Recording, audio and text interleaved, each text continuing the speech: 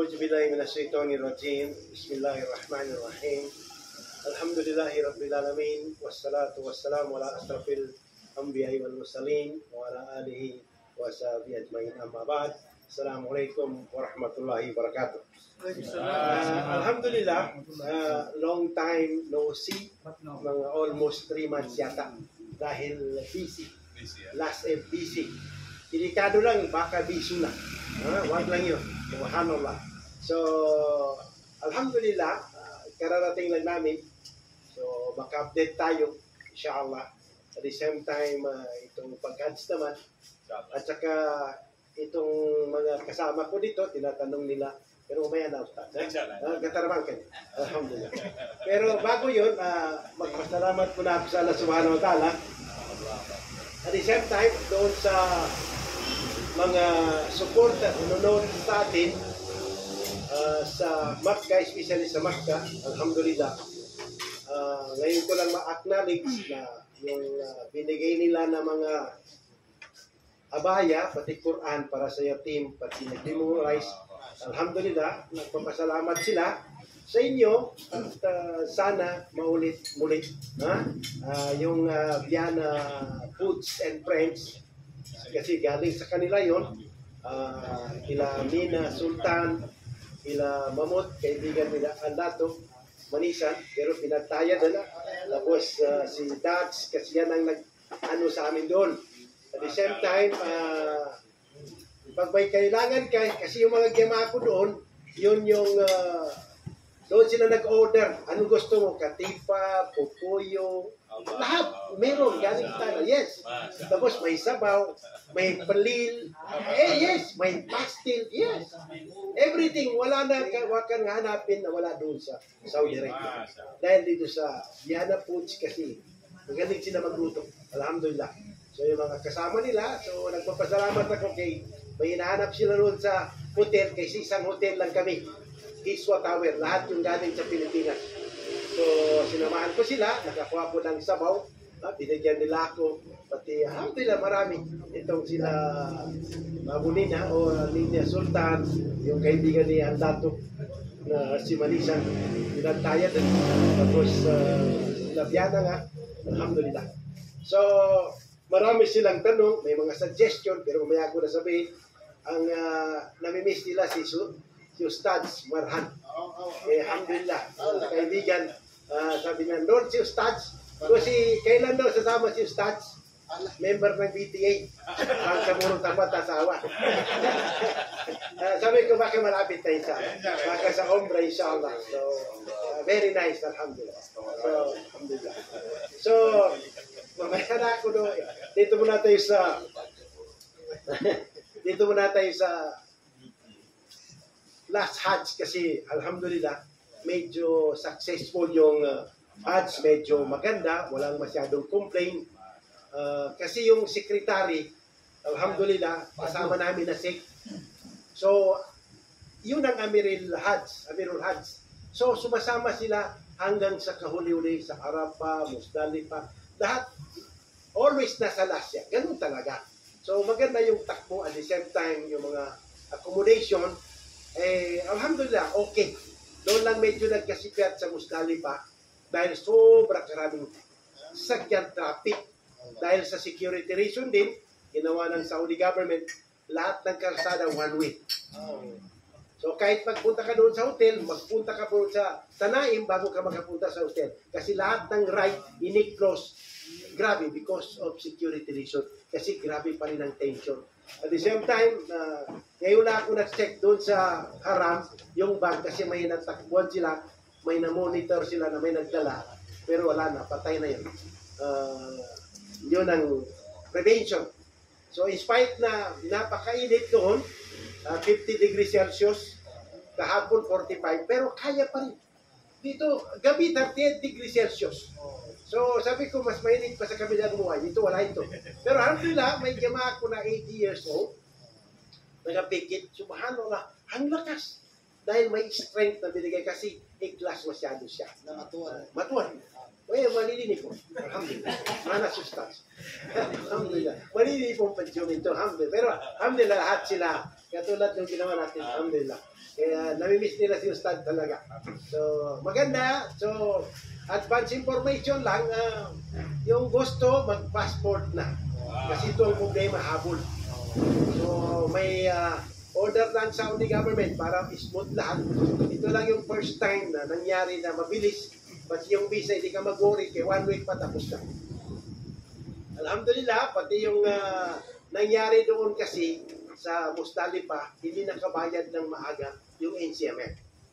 Kaya yung nakuha na para sa sakyan na instead na Taratudía, yung ibig sabihin may special name, nakuha namin Tarantaduya. Kasi wala talaga traffic, although maraming 52 buses, pero ang traffic super 8 hours bago makaalis. Kaya yung iba nag-decide na maglakad na lang. Hindi kasalanan ng kwan, pero dahil sa traffic at saka protection. Kasi kung may isang bus doon na may laman na ang daming mamatay. Ito nga namatay 1,300 plus na hujats. Bakit? Kasi yun walang mga permit na skiya. Kasi alam mo, matitigas ulo, walang tent, walang mapuntahan na siya, doon lang sa kalsada, hindi ka mamatay, 50 degrees Celsius. Kahit, subhanallah, yung tambutso, yan ang i-ano mo sa mukha mo, yan ang init mo. Pero in spite of that, dahil sa pagka-iklas mo, alhamdulillah. So yun ang nangyari, na-delay yung pagbayad. Kaya magbayad na kaagad, halimbawa, kung meron ng go signal para hindi ma-delay at makakuha doon, mas malapit pa. Mabuti na rin, kahit sa amin ng mga sek, may mga jamahan na na-delay, magbayad, kaya tumaas yung dollar, mabuti na lang, may naripad na konti, napatapal namin doon. Kasi biro mo, 2 pesos lang na increase. Kung 56.50, tapos nagbayad ka 58.5, o 2 pesos na 2,000, di 4,000, nasaan mo kunin yun? Kaya package din man. Pero alhamdulillah, ang Allah, Ghafur Rahim. Mapagpatawad kayo, nangyari doon. So, yun ang pinaka-importante, pag may pera, gawin na ninyo. At saka, alhamdulillah, maraming nakaintindi about sa Hajj. Mga 2+ million yung nag-Hajj. Tapos everyday, mayroong janasa. Alhamdulillah. Napakaganda. Kung doon ka mamatay, sabi niya, maganda talaga, sabi niya, dito no, pag namatay ka, sabi ko, kung gusto mo, walang problema. Sabihin mo lang. So, alhamdulillah, successful. Wala masyadong hassle sa pag-Hajj na itong everything. Although, nakikita mo, wala masyadong social media. Dahil sinasabihan namin mga jamaarit, dahil sa pagkain ng usually problem. Pero ngayon, nagkaisa na, nagkapaklan, paminsan na ang daming nasisira. Kasi hindi ko makaya ng iba. Sabi ko, malapit na lang ang gasa, ihatid namin. So, subhanallah, yung iba, sinasabihan, kasi sabi ko, pag nag-social media ka, hindi mo pinapahiyan sekretary, pinapahiyan mo ang Islam. Dahil sa pagkain lang, dahil sa paglakad, ang Prophet Muhammad sallallahu galing Madina, pupunta, wala pang mineral water, minila sa kanila. Walang pagkain, ikaw, 3 hours lang, complain ka. Mga trials ito sa iyo.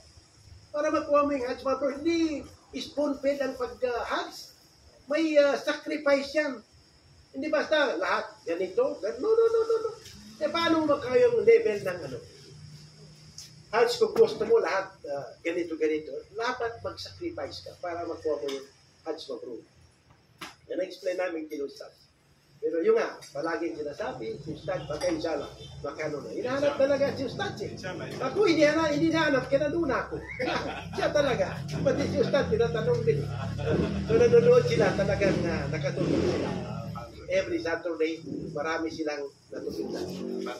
Yun lang, mga suggestion sila na sinasabi nila na mag-purely dawa lang daw tayo. Huwag natin mag-case ng mga politician. Huwag tayo mag-ganyan kasi kawawa rin yung nag-sponsor. Di ka ba kasi ang hulihin? Kasi hindi na kawawa. May nangyari daw na yun. Hinahinto dahil doon. So, dawa natin yung leadership sa Islam. Pero yung mayroong red, pula, blue, whatever, wag natin. Kasi mayroong isang tao doon na hindi na nalunod. So sabi na, magtawad ka. may changes inshallah. Sabihin ko sa kanila ano yung sinasabi ninyo. So, alhamdulillah, marami silang natutunan, nagpapasalamat talaga. So, alhamdulillah, focus tayo doon sa Islam lang kasi dahil sila natutunan. So, regarding sa situation ngayon, hindi lang dito sa atin, Ustads. Kahapon, naglindol din. Sa Calamansig, 7.3. Itong tubig, hindi lang dito sa atin. Ito na yung mga tubes na binibigay ng Allah sa atin. Dahil sa super na ang pasaway na tao. Sa China, until now, akala mo dagat yung mga bahay. Ang dami ng missing at namatay sa kanila. Sa India, ganun din. Sa Pakistan. Dito sa Kenya naman, yung mga tao nagrarally dahil sa leader nila.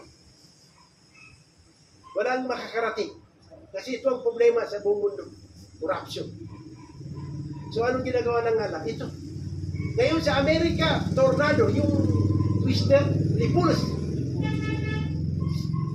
Billion ang damage na sa kanila. Subhanallah. Dito sa part ng Europe naman, problema nila, heat wave. Yung mainit masyado. Until such time na meron na doon yung panggera ng Germany na nasa dagat, nakita ngayon dahil yung tubig nagbaba. Dahil sa heat wave. Mas matindi yan. Kaya every time mag-ano yan, ilang libo na mamatay. Sa init yan, init. So buong mundo, makikita mo iba-iba. So may cancer talaga ang mundo. Kaya dapat magdaw ba na ang tao? Para hindi pa nahuli. Tsaka yung may walang asawa, pwede na. Mabuti si Suhair, alhamdulillah. Mubarak. Under construction, alhamdulillah. Balikan mo para magkapo na yung alhamdulillah. Kaya hindi na ito eh. Ito siya. Alhamdulillah. Wala ko dito, kaya nandun na kayo. Masya Allah. Nahigit yung tatay mo, kaya lang wala talagang uwi. Yes. So, regarding naman sa situation sa Palestine ngayon, ongoing ang negotiation sa Qatar, sa Egypt. Yung pinaka-CIA ng US, si William Burns, pati yung Mossad sa China, ginagawa nila kasi marami na talagang namatay. Ang casualty ngayon, almost 39,000 na. Namatay, 39. Ang injured, almost 90,000. Out of that, 16,000 mga bata, 21,000 missing until now na mga bata. Tapos, yung lahat ng 1.9 million na mga Palestine naglilibot, parang nagdataw. Pag galing sila sa Kanyunis, palipatin ng mga Israel. Punta kayo doon, tapos binumundaan yung mga refugee camp, mga eskwelahan. Subhanallah. Every day, minimum na mamatay mga 50 plus. Kahapon. Ganun din. Tapos, yung doon sa Joraya, nag-withdraw yung sa Gaza, may area doon, nag-withdraw yung Israelites, mga Yahudi. Nakita nila na iwan doon na namatay 60. Pinatay nila. Kasi parang manok lang sa kanila. Pero buong mundo alam nila na ito genocide, hindi lang dahil anak ng US ang Israel. Ang critical ngayon, ito sa Hezbollah. Kasi nagpalipad sila ng drone, sabi niya, pag hindi kami makatiis, yung uranium nuclear weapon nyo, babanatan namin. So ito ang critical. Pero sabi niya, pag nagka-ceasefire, sabi ni Nasrallah, hinto rin kami. So, undergoing yung negotiation nila. Ang problema, si Netanyahu, yung Prime Minister, first time na sabi niya, there will be no ceasefire until ma-meet natin yung victory. Paano ma-meet victory na kahapon marami na matay naman? Kasi face-to-face ang ano nila. Ano sabi ni Elon? Kung makapatay ka ng Palestino isa, 3 Hamas ang pinoproduce mo. At biro mo mga, walang makain, walang tubig, ini ano. Kaya dua talaga ang iadula natin sa kanila. Pero paminsan nakakuha sila ng mga tubig na bigla lang lumalabas. Itsamiran ka. Yung mga IDF, Yahudi, ayaw nila. 2 million na mga yaman ng Israel, wala na sa Israel. Nag-alayas na. Yes.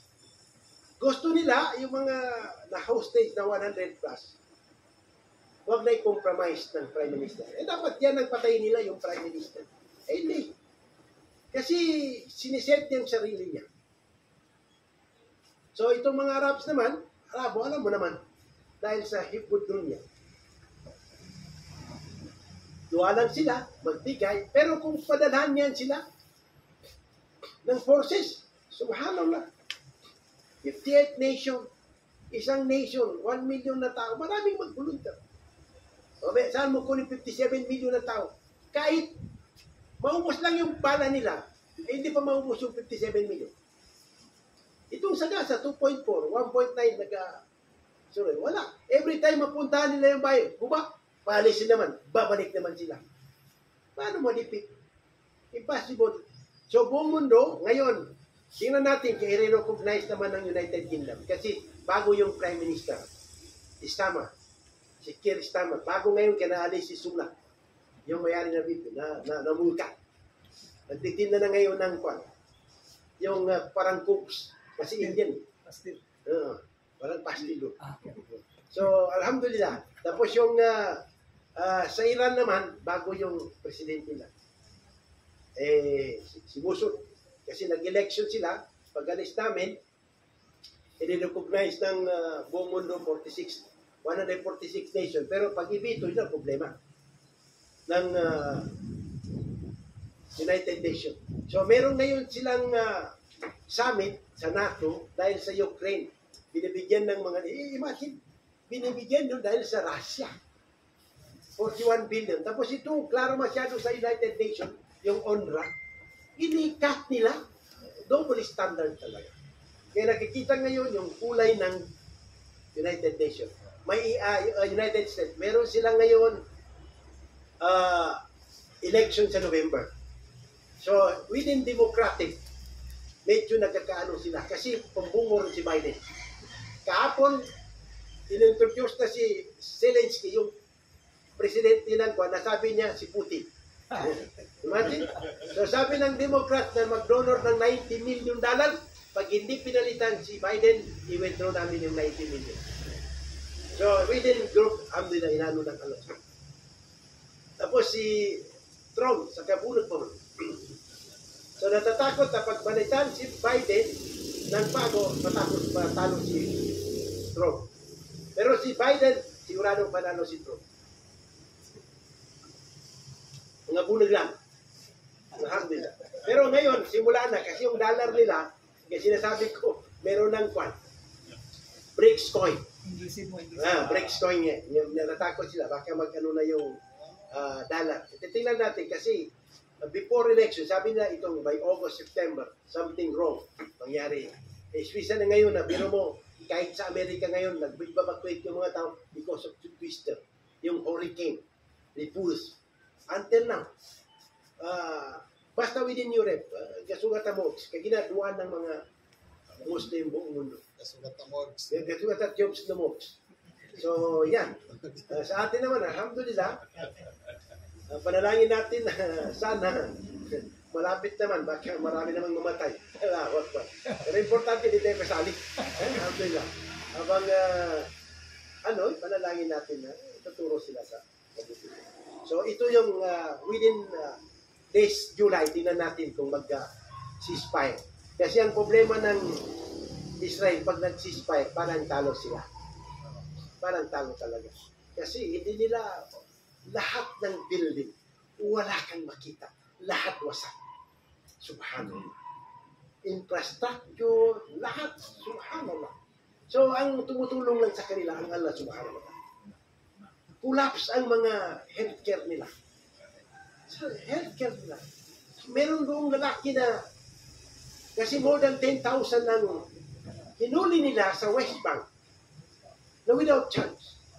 Pinalabas nila, paglabas nila, meron doong wristler, yung bodybuilder. O makita mo, mas malaki pa kay. sexual. Pero ngayon, makita mo, wala ko lang. Kasi pinapalo, walang kain, kung saan siya nandulaki, subhanallah, torture. Tapos pinalabas na walang charge. What do you think? Anong gagawin niya pag naka-recover? Kaya until the day of judgment, talagang hindi makapahinga. Kaya na yung trip namin doon eh. Maraming gusto, pero wag mo na. Kasi baka magpadala ng missile, katulad last Ramadan, bago kami 300 na missile. Yung time ni Raisi. Eh ngayon, bago yung presidente, hindi pa natin alam ano mangyari. So, alhamdulillah, at least nagigising sila. At the same time, ang daming nagmumuslim ngayon. Si Mike Tyson, pati yung mga sikat na doon sa Amerika, na marami na guns. May mga tattoo sila, pero mashallah, umiiyak. Mga babae na wala silang mga asawa. Si Muhammad mo, akala mo, siya halang siya. So, yun, alhamdulillah. Despite na ganito, subhanallah. Eh, ang problema, yung mga Muslim, yun ang alis Islam naman. Yun ang hindi nabibilang. Gumagawa ng ganyan nangyari sa atin ngayon. Tapos, ito, biro mo, si Kibuloy ngayon, may 10 million reward, yung mayari ng mundo. Pero sabi nila, nasa second heaven daw. No, second heaven na lang. So sa alien na heaven. Subhanallah. Wanted siya ngayon, yung mayari. Imagine. Yes. Tapos sinasabi na ngayon, nagdadawa siya sa Islam. Eh, kung makita natin ang dawaan niya, mag-Muslim yan. Maniwala ka. Kaya alam na niya. Subhanallah. Tapos, ito sa atin naman, dumadami ang Diyos ko dahil, Ustaz. Sabi mo, ito mga Muslim, Diyos ko dahil. Na itong dahilan din. Subhanallah. Mabuti nakita ko kay Check Joy, walang bayot na nag-arrange. Kasi ako, di ako tutupan. Pag anak ko, walang makapasok na bayot. Kasi babayaran ka mo, karara pa makautso. Kasi, biro mo anong gagawin nila? Nagawa ng stage bakla. Yes, lahat. Tapos akala mo, mag-asawa, kinakasal ngayon. Lalaki sa lalaki. Anong gagawin nila? Mag-espada? Wala tuwa sa lalaki. Common sense. Kaya gusto ko sila makasama sa tour namin. Yung pinuntahan namin yung stad. Doon sa Sonomenco, doon sa may doon sa Dead Sea. Para makita nila kung paano sila papatayin ulit. Pag halimbawa, binaliktad. Na may scientist ngayon, nag-study na talagang binaliktad yung area na yan. The lowest land on Earth, 450 meters below. Nandun yung sea, nandito ka sa baba. Yes. Inshallah. Baka makita. Makita nila yun. Yes. So, pag nakita nila, baka mag-isip-isip sila. Kasi mas grabe pa sila ngayon eh. So, ito rin ang reason. Pero alhamdulillah, kung meron lang maghuli yan, katulad ni Sumakwi, paghinto man yan. Tapos yung mga babae na hindi nag-hijab, ikalbo. Maniwala ka, matakot yan. Matakot yan. Yes. Subhanallah. So, yun ang natin. Alhamdulillah. Manalangin na lang tayo. I-keep natin yung pagdadawa natin. Kasi mahirap eh. Maraming nagano. Yun ang delikado. Yung sa Suratul Muhammad yun. Chapter 47, verse 13. Sabi na nga lang, وَإِن تَتَوَلَّوْا يَزْدَبْدِلْ قَوْمًا غَيْرَكُمْ ثُمَّ يَكُونُونَ أَمْثَالَكُمْ. Pag hindi natin hinawakan ito, He will create another. This will be like us. Ang dami lang ngayon nagdadawa ng mga balitista. Sa Amerika, sa church. Kasi doon, open sila eh. Kung halimbawa, simbahan din sa town. Diyan sa labas, nagbibigay ng pamphlets. Just read it, in a question, come to us. Open sila. Tapos merong si Khalid Yasin, nandun sa mga London, nagsasalita sila, open. Yes. Yung magkasama namin sa Skype ngayon, doon sa palengke, meron silang parang born again, na maraming nagtatanong. After that, pumunta sa Skype. Pagbalik, na-explain lang, balik Skype. So, grabe ngayon. Atin naman kasi ang problema. Pag may concert, maraming tao. Pag may dawa, konti lang. In spite na may pagkain na masarap. E doon, ewan ko. Bakit? Ang puso nila. Si Zeros naman ang kuwan mo. Subhanallah. Puso naman. Mabuti pa sa akin. May puso. Allahu Akbar. So yun ang gawin natin. Keep on our mission, dawa, sa Muslim na. Kasi marami, alhamdulillah, itong mga Yamana ng Tinustad, maraming may changes. Yun ang sabi na, has changed me. Dahil sa has nag-change siya. Pag hindi ka pa doon, marami pong mga pagdating dito, agwa di pataranta. Pag hats nila, nakikita nila, lumalakad ka rin. Pag uwi, mashallah, ayaw na niya. Nakita. Yes. Kaya yun ang dapat yung mga taong mayroong pera, mag-hats na. Huwag na hintayin yung matanda pa. Kasi kung may tanda ka na, kahit may scold ka, paminsan yung scold mo na nag-ano sa'yo ng wheelchair, yari makuha dito mo. Kasama yung mag. Pero binahat mo kasi. Yes. Pero ang ganda ngayon kasi may mga bago na. Yung may kaya, meron ng parang golf course na sasakyan doon sa pinaka-top, 5th floor. 50 riyal. Tawap, matikwan. Mashallah, nakita ko yung attack ng distro. Tapos merong Raptor, yung hindi makakaya. Alhamdulillah. Ang ganda kasi ngayon, pag during Hajj and Umrah, pag hindi pa nagtapos, ang makapasok lang sa haram, yung mayroong ihram. Mashallah. Tourist din. So inshallah, alhamdulillah, sa sunod naman, marami pa cake. Siyempre, 3 months yun. Isang araw pa ito na istorya ko sa inyo. So, panalangin natin, sana subhanahu wa ta'ala, bigyan tayo ng mahabang panahon, buhay para makadawa tayo, at the same time makatulong sa marami, especially sa Islam, para maligtas sa impyerno ng Allah subhanahu wa ta'ala. Subhanaka Allahumma hamdik, astaghfiruka wa atubu ilaik. Assalamu alaikum.